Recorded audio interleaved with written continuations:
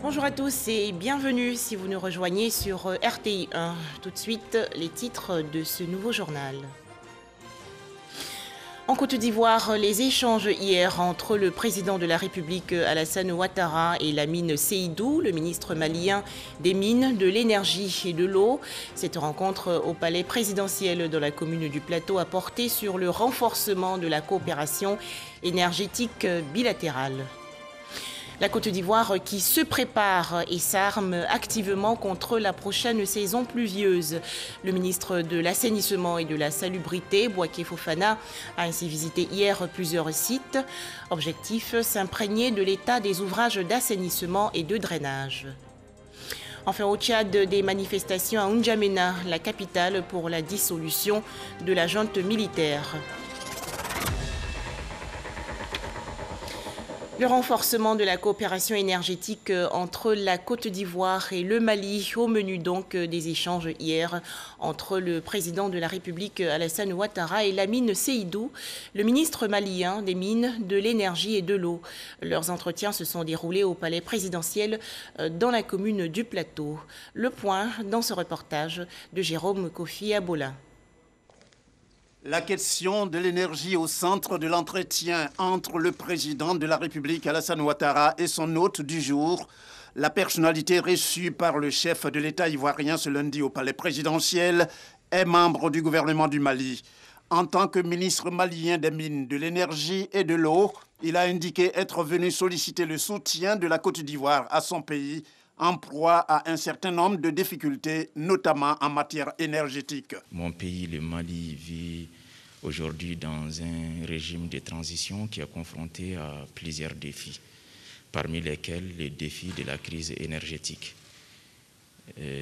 Donc, nous étions venus solliciter l'accompagnement et le soutien de la République sœur de Côte d'Ivoire pour nous aider à rendre moins difficile cette période de canicule pour le peuple malien, en concourant toujours à l'importation que la Côte d'Ivoire nous assure depuis un certain nombre d'années et de façon d'ailleurs très régulière.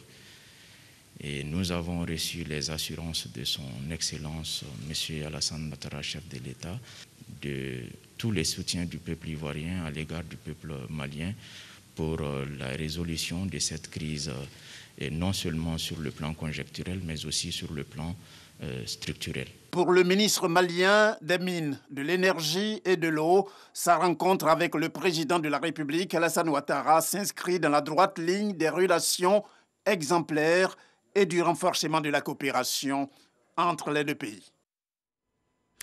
Un tout autre sujet à présent, les pluies et grands vents arrivent en Côte d'Ivoire. Il faut alors cultiver la vigilance et surveiller davantage les barrages de retenue d'eau. Le ministre de l'Assainissement et de la Salubrité, Bouaké Fofana, a ainsi visité hier plusieurs sites, notamment le barrage du Génie 2000, le bassin de l'Indénié, les barrages de la Palmeraie et de Bonoumin. Le ministre Bouaké Fofana s'est imprégné de l'état de ces ouvrages d'assainissement et de drainage. Les explications de Issa Yeo. Bouaké Fofana est sur le terrain. Objectif, voir les travaux d'assainissement effectués et les chantiers en cours en vue de prévenir d'éventuelles inondations en cas de forte pluie. Les barrages écrêteurs du quartier Génie 2000 à la rivière Palmeraie et de Bonoumin. Les travaux de la rue Ministre et le bassin de l'Indénié sont passés au peigne fin. Que la saison des pluies a quasiment commencé. C'est une période sensible pour nous, parce qu'il faut éviter les inondations, il faut éviter les dégâts des eaux. C'est pour cela que j'ai fait cette visite aujourd'hui.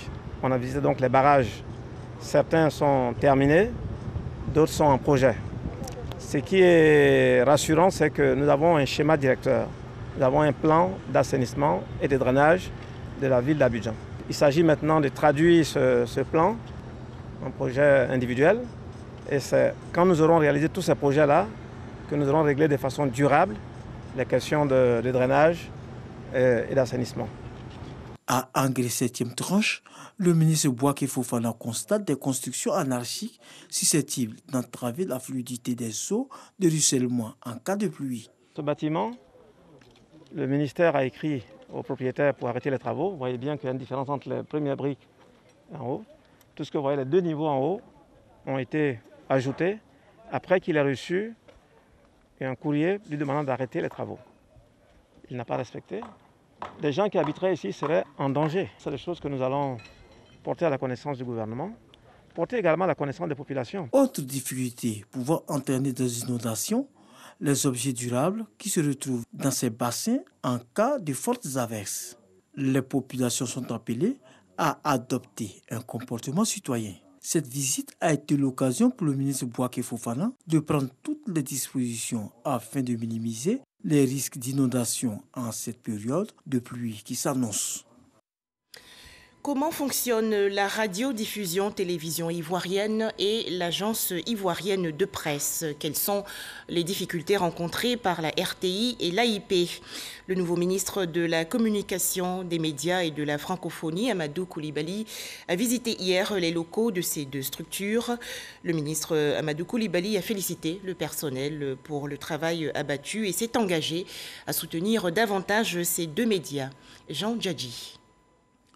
Le nouveau ministre de la Communication et des médias, Amadou Coulibaly, dans les locaux de l'agence ivoirienne de presse AIP. Pour la première visite officielle du ministre dans ce média du service public, la directrice de l'AIP, Barissana Oumou, a énuméré au cours d'un entretien solennel les préoccupations de ses agents. Le ministre Amadou Coulibaly a, en retour, rassuré la direction et félicité le personnel de l'AIP pour la qualité de son travail. Cap sur la maison de la télévision à Cocody. Ici, c'est le conseil d'administration, la direction générale et le personnel de la radiodiffusion télévision ivoirienne, RTI, qui accueillent dans la cordialité le ministre Amadou Coulibaly.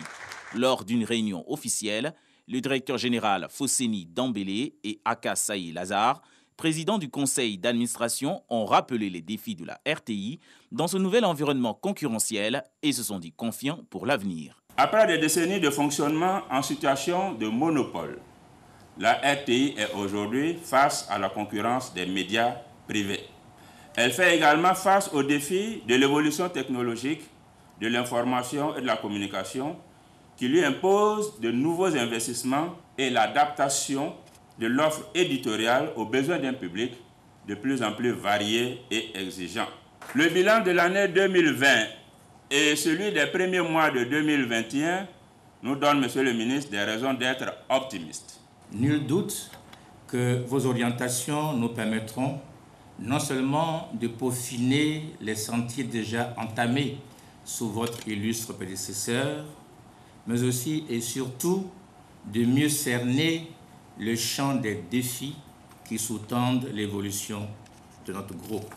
Après une séance de travail avec les équipes rédactionnelles et une visite des installations techniques de la télévision, le ministre Amadou Coulibaly fait le bilan de ces visites. Cet effort de l'État va se poursuivre aussi au niveau de la modernisation de ces différentes structures. En ce qui concerne la RTI, avec l'ouverture de l'espace audiovisuel, elle aura une forte concurrence. Nous avons assuré la RTI du soutien de l'État. Le nouveau ministre de la Communication, Amadou Coulibaly, s'engage à créer un cadre favorable pour le développement des médias en Côte d'Ivoire. Dans l'actualité nationale aussi, les échanges hier entre la ministre de la fonction publique Anne Ouloto et les centrales et organisations syndicales de fonctionnaires. Les entretiens se sont déroulés dans les locaux du ministère dans la commune du Plateau. C'est une prise de contact visant à préserver et améliorer les acquis sociaux. Les précisions de Franck Quadio. Rencontre de contact au ministère de la fonction publique et de la modernisation de l'administration. Anne-Désirée Ouloto, après les agents et responsables des structures sous tutelle, échange avec l'ensemble des centrales et organisations syndicales de fonctionnaires. Vous vous êtes inscrit dans une dynamique de dialogue avec le gouvernement. Dialogue fondé sur des discussions franches et loyales dans un esprit républicain, pour traiter de façon concertée toutes les préoccupations légitimes qui sont les vôtres. Cela a facilité la signature d'un protocole d'accord portant trêve sociale le 17 août 2017. Un protocole diligenté par feu le Premier ministre Amadou Gon Coulibaly, à qui la ministre Anne-Désirée Oloto a rendu hommage. Cette rencontre est surtout l'amorce de cadres de concertation appelés à se renforcer. Mon souhait est de travailler en bonne intelligence avec tous les syndicats qui, pour ma part, sont de parfaits observateurs du climat social. De plus, le gouvernement et vous, syndicats, sommes les acteurs majeurs impliqués dans un projet commun, celui de bâtir une Côte d'Ivoire moderne et prospère. Je voudrais pouvoir compter sur vous. Des fonctionnaires engagés donc à jouer leur partition et qui disent attendre beaucoup de leur tutelle. Les mots forts ont été donc une demande, une doléance à Madame la ministre, à l'effet d'ouvrir ses portes, à l'effet de nous écouter, à l'effet de nous comprendre. Cela dénoterait d'une bonne ambiance de travail et faciliterait la mission à lui confier par le chef de l'État, à qui nous avons rendu hommage, à qui nous avons dit merci pour l'avoir nommé à la tête de cet important département. Nous avons profité simplement pour demander à Madame la ministre que très prochainement nous aurons le 1er mai et qu'à cette occasion, des cahiers de doléances lui seront représentés. Les attentes sont énormes, mais pour ce qui est des fonctionnaires, nous sommes toujours en train de demander la mise en place effective du nouveau statut général des fonctionnaires qui a été déjà adopté depuis 2017. Donc nous sommes convaincus qu'avec le nouveau gouvernement conduit par son Excellence M. Achille Patrick, les solutions aux problèmes des fonctionnaires en tout cas seront trouvées le plus rapidement possible. Des doléances inscrites cependant dans un contexte de trêve sociale de 5 ans qui, rappelons-le, était conditionné par la prise en compte de 5 des 6 revendications, dont l'une portant sur le paiement du stock d'arriérés de salaire s'élevant à 249 milliards de francs CFA à partir de 2018. Toujours en Côte d'Ivoire, les activités du ministère des Transports. Dans le cadre de l'assainissement du secteur de la délivrance des permis de conduire, le ministre Amadou Koné a rencontré hier les membres de l'Union nationale des auto-écoles. Les détails, Didier Nguessan. Assainir le milieu des auto-écoles et les mettre à niveau, le ministre des Transports Amadou Koné est ferme devant ses interlocuteurs membres de l'Union nationale des auto-écoles de Côte d'Ivoire. Fini les complaisances dans la formation des candidats au permis de conduire. D'où la réforme en cours qui doit aboutir à la fin 2021 à la dématérialisation de l'examen du code de la route. Après des échanges francs entre les professionnels des auto-écoles et la tutelle, les points de vue sont convergents. Tous nos candidats qui seront présentés aux examens, si tu ne réponds pas aux questions aujourd'hui, c'est l'échec, soit au code ou à la conduite. Donc on va se mettre au travail. Toutes les auto-écoles doivent se mettre au travail pour former. Ça, c'est la rigueur. Il n'y aura plus de cette tolérance zéro. Ils vont nous donner un délai peut-être butoir pour qu'on puisse se mettre en règle.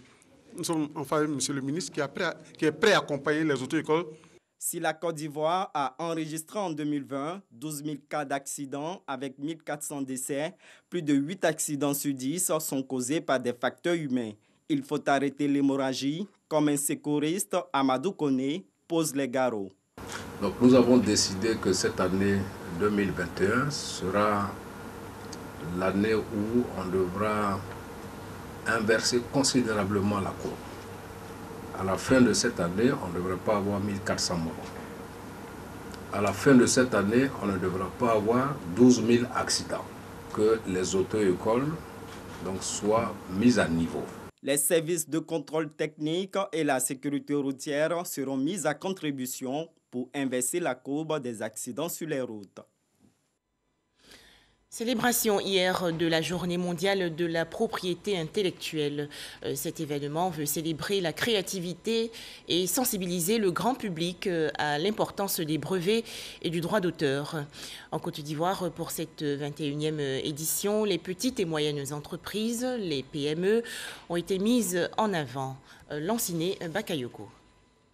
En plaçant les PME au cœur de la Journée mondiale de la propriété intellectuelle, la communauté internationale explore les mécanismes de formalisation de l'informel. Ici en Côte d'Ivoire, Cette volonté de formalisation s'accompagne de la promotion des inventeurs. L'objectif de cette décision est d'augmenter le nombre de demandes nationales de brevets en permettant aux déposants économiquement faibles de bénéficier d'une réduction de 90% des frais de dépôt et de 80% des frais de maintien en vigueur des droits pendant les 10 premières années. La subvention ainsi accordée à l'inventeur pendant les 10 ans s'élève à 2 271 500 francs CFA. En plus de cette subvention aux inventeurs, le gouvernement a adopté une série de mesures visant à définir un cadre favorable au développement de la propriété intellectuelle. Ces mesures portent notamment sur l'adoption de la loi relative à la lutte contre la contrefaçon et le piratage et la protection des droits de propriété intellectuelle dans les opérations d'importation, d'exportation et de commercialisation de biens et services. À ces mesures s'ajoute la signature de conventions installant des centres d'appui à la technologie et à l'innovation, ou encore la création d'instances de valorisation et de labellisation des produits du terroir, des outils stratégiques en faveur de l'activité économique. Je voudrais donc inviter l'ensemble des opérateurs économiques à s'approprier les mécanismes de la propriété intellectuelle et utiliser les droits qui en découlent pour bâtir des entreprises plus fortes, plus compétitives et plus résilientes dans un contexte économique mondial marqué par les effets de la crise sanitaire due au coronavirus. En matière d'exportation, les PME représentent une importante niche de recettes. Au niveau des pays intermédiaires comme la Côte d'Ivoire, ces PME et le secteur informel génèrent 95% des emplois et environ 70% du PIB. La journée mondiale de lutte contre le paludisme a, elle, été célébrée le 25 avril dernier. Thème retenu pour cette 14e édition, zéro paludisme, tirer un trait sur le paludisme. En Côte d'Ivoire, le ministère de la Santé, de l'Hygiène publique et de la couverture maladie universelle a invité tous les acteurs à combiner leurs efforts pour vaincre la maladie. Le point, Jean Djadji. Les enfants de moins de 5 ans, les personnes séropositives et les femmes enceintes sont les cibles les plus vulnérables au paludisme selon l'OMS. Pour cette 14e journée mondiale de la lutte contre cette épidémie, l'État de Côte d'Ivoire s'engage à multiplier ses efforts. Les moustiquaires imprégnés d'insecticides à longue durée d'action MILAD, principal moyen de prévention contre les piqûres des moustiques responsables du paludisme, seront toujours distribués gratuitement aux femmes enceintes en consultation prénatale et aux enfants de moins de 5 ans lors de la séance de vaccination de routine. En 2020, le gouvernement a mobilisé auprès du Fonds mondial environ 13 milliards de francs CFA pour maintenir les acquis et la gratuité des soins. Grâce à toutes ces interventions, le nombre de décès est passé de 3 222 en 2017 à 1 316 en 2020, soit une réduction de la moitié. Fort de ces résultats encourageants, le gouvernement ivoirien, en collaboration avec les partenaires, organise sa 4e campagne nationale de distribution gratuite de plus de 19 millions de moustiquaires aux ménages à partir du 25 avril 2021. L'État de Côte d'Ivoire invite les populations à adopter scrupuleusement les mesures de prévention. J'exhorte donc toute la population ivoirienne, non seulement à dormir chaque nuit sous le moustiquaire imprégné d'insecticides à longue durée d'action, mais aussi à détruire tous les gîtes de reproduction des moustiques responsables du paludisme. En 2019, plus de 400 000 décès ont été enregistrés dans le monde du fait du paludisme, dont 95% en Afrique subsaharienne. Rappelons que les gestes barrières contre le coronavirus sont des gestes responsables, alors respectons-les.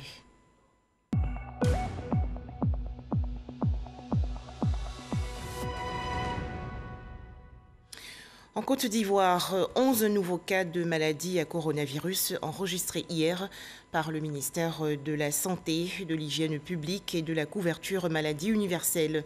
Le pays comptabilise actuellement 45 863 cas confirmés de coronavirus, 45 413 personnes guéries, 283 décès et 167 cas actifs. À noter que les autorités sanitaires et sécuritaires ivoiriennes encouragent toujours les populations à respecter les gestes barrières contre le coronavirus. Elles ont organisé hier une conférence de presse. Les détails, Serge Colléa. 615 nouveaux cas de Covid-19 enregistrés du 12 au 25 avril 2021.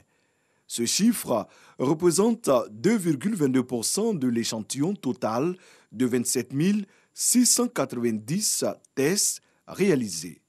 Le ministère de la Santé annonce 664 nouvelles guérisons pour un taux de 99,06%. Des résultats encourageants, même si 19 décès sont à signaler. Ces données montrent un taux de guérison de l'ordre de 99,06% et une létalité stable malgré l'augmentation des cas de décès, avec une tendance générale à la baisse de certains indicateurs comme le nombre de nouveaux cas de Covid-19 qui a diminué d'environ 69,64%, de même que le taux de positivité en dessous de 5%. Le taux de couverture vaccinale reste en deçà des attentes. 43 960 personnes ont été vaccinées, portant le nombre total de personnes vaccinées à la date du 24 avril 2021 à 118 875, dont 101 805 pour les premières doses et 17 070 pour les deuxièmes doses. Les bénéfices à se faire vacciner sont énormes comparés au risque de développer des effets secondaires graves. Au niveau des forces de défense et de sécurité, le plan de riposte gouvernemental reste ferme. Recommandons par ailleurs à nos frères musulmans la vigilance. En cette période sensible de jeûne, où ils auront à fréquenter les surfaces commerciales et lieux de culte qui occasionnent d'évidence des rassemblements de foules parfois incontrôlés. Au total, à la fin de la quinzaine écoulée, la Côte d'Ivoire enregistre 45 852 cas de Covid-19 diagnostiqués sur 585 828 échantillons, soit 7,8%. 45 374 personnes ont été déclarées guéries, 282 décès et 196 cas actifs. Situation alarmante en Inde. Le pays ravagé par la seconde vague de coronavirus enregistre aujourd'hui plus de 300 000 nouveaux cas pour la 6e journée consécutive. Cela représente plus de 2 millions de cas en une semaine, soit la moitié des contaminations dans le monde. L'Inde a dû solliciter l'aide internationale dont les premières cargaisons sont arrivées. Retour en Côte d'Ivoire où le premier conseil municipal de l'année 2021 de la commune d'Abobo s'est tenu hier. Les travaux ont été présidés par le maire honoraire Kandia Camara. Les participants ont adopté le budget municipal, plus de 6 milliards de francs CFA. Les précisions dans ce reportage de Walter Amadou. À ce premier conseil municipal de l'année 2021 qui se tient à environ 2 mois après le décès d'Ahmed Bakayoko, par ailleurs ex-premier ministre, un point de sa gestion est fait. La gestion du défunt maire est jugée satisfaisante avec un excédent de plus de 700 millions de francs CFA. 3 heures d'horloge ont suffi aux différentes commissions pour faire la restitution de leurs travaux. Des exposés ponctués d'échanges. Puis arrive l'adoption du budget primitif de la mairie d'Abobo au titre de l'exercice 2021. Ce budget s'équilibre en recettes et en dépenses à la somme de 6 milliards 61 599 000 francs CFA, dont 4 milliards 800 millions de francs CFA en fonctionnement et le reste en investissement. Kandia Camara, maire honoraire d'Abobo, a présidé la session. Elle dévoile les priorités de cette année. Les populations ont été consultées. Dans chaque quartier, nous avons pris en compte leurs préoccupations. Nous en avons fait la synthèse et c'est cette synthèse-là qui vient d'être adoptée à l'unanimité. Les priorités, c'est l'école, la santé. Il est prévu l'amélioration du cadre de vie des populations avec le reprofilage des voies et surtout, nous avons aussi prévu la prise en charge des activités menées par les populations d'Abobo. Le budget adopté est en hausse de 23,3% par rapport à l'année dernière, soit 1 134 754 000 francs CFA. Un tout autre sujet à présent, du riz et du sucre offerts il y a quelques jours à la communauté musulmane de Bonon dans la région centre-ouest du pays. Ce don de la mairie de Bonon vise à soutenir les fidèles musulmans en ce mois sacré du Ramadan 2021. Eugène Atoubé. Grande mosquée de la ville de Bonon, fin de la prière du vendredi. Les fidèles reçoivent un visiteur spécial. Le maire de Bonon est venu leur apporter son soutien en ce moment où ils accomplissent leur jeûne, 4 piliers de l'islam. C'est le grand mois de Ramadan. En islam, le mois de Ramadan est un mois sacré, un mois de partage. Raison pour laquelle nous sommes venus voir nos frères musulmans et puis leur donner un peu de sucre et un peu de riz pour leur permettre un temps soit peu de pouvoir rompre leur jeûne et leur demander beaucoup de prières. Le don de la mairie de Bonon est composé de riz et de sucre d'une valeur de 1 500 000 francs CFA. Un acte de solidarité et de partage qui vient consolider le vivre ensemble et mettre en application les recommandations du Saint-Coran. Il y a des fidèles qui entre nous qui n'ont pas de moyens. Bon, si on a eu des gestes comme ça, on voit les pauvres musulmans, on les partage, on les donne, parce qu'ils n'ont qu'à couper l'air carrément. Le prophète même a demandé ça, Allah aussi a demandé ça. Le premier magistrat de la commune de Bonon s'est entretenu avec l'imam principal de la grande mosquée. Sous l'impulsion du dignitaire religieux de la communauté musulmane de Bonon, l'harmonie intercommunautaire et le vivre ensemble sont des valeurs partagées par la population. Il a prié pour la paix en Côte d'Ivoire et pour le président de la République. Des images à présent, toujours dans la région centre-ouest du pays. La communauté musulmane de Daloa a également reçu récemment du riz et du sucre. Il s'agit pour le député Bouhamad Koulibaly de soutenir les fidèles musulmans de Daloa en ce Ramadan 2021. Au chapitre sport, les préparatifs de la Côte d'Ivoire pour les Jeux olympiques de Tokyo 2021. Le ministre de la Promotion des sports et du développement de l'économie sportive, Paulin Dao, a annoncé hier le décaissement par l'État de la somme de 200 millions de francs CFA pour la préparation des athlètes qualifiés. Les explications de Patrick Dadier du service sport. Les Jeux olympiques Tokyo 2021, c'est du 23 juillet au 8 août au pays du soleil levant. À moins de 3 mois de ce grand événement sportif planétaire, le gouvernement a décidé ce lundi d'apporter un appui financier aux athlètes ivoiriens qualifiés afin de leur permettre de mieux se préparer. Ainsi, plus de 200 millions de francs CFA ont été dégagés pour les 7 disciplines dans lesquelles la Côte d'Ivoire sera représentée. Le gouvernement voulait traduire dans les faits l'appui institutionnel, l'appui financier que nous apportons aux athlètes dans le cadre de la préparation des Jeux olympiques de Tokyo 2021. Nous avons l'espoir d'engranger de nombreuses médailles. Notre objectif est d'avoir 5 médailles à ces Jeux olympiques parce que nous avons des performances en taekwondo, en athlétisme, et aussi en aviron, tir à l'arc, et pourquoi pas avec notre équipe olympique de football, qui est dans une poule très difficile, nous le savons, mais qui bénéficiera d'une préparation en conséquence. L'équipe de football olympique empoche 42 millions. En taekwondo, Cissé Cheikh Salah et Ruth Gbagbi bénéficient chacun de la somme de 15 millions. Nous sommes dans la phase de la préparation et on espère que tout va bien se passer. Les Ivoiriens peuvent compter sur nous.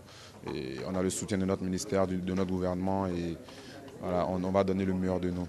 L'athlétisme, le judo, le tir à l'arc, l'aviron font également partie des disciplines bénéficiaires de l'aide de l'État. À Rio, en 2016, la Côte d'Ivoire est rentrée avec 2 médailles, dont une en or, remportée par Cissé Cheikh Salah. Une performance que les athlètes ivoiriens tenteront d'améliorer à Tokyo.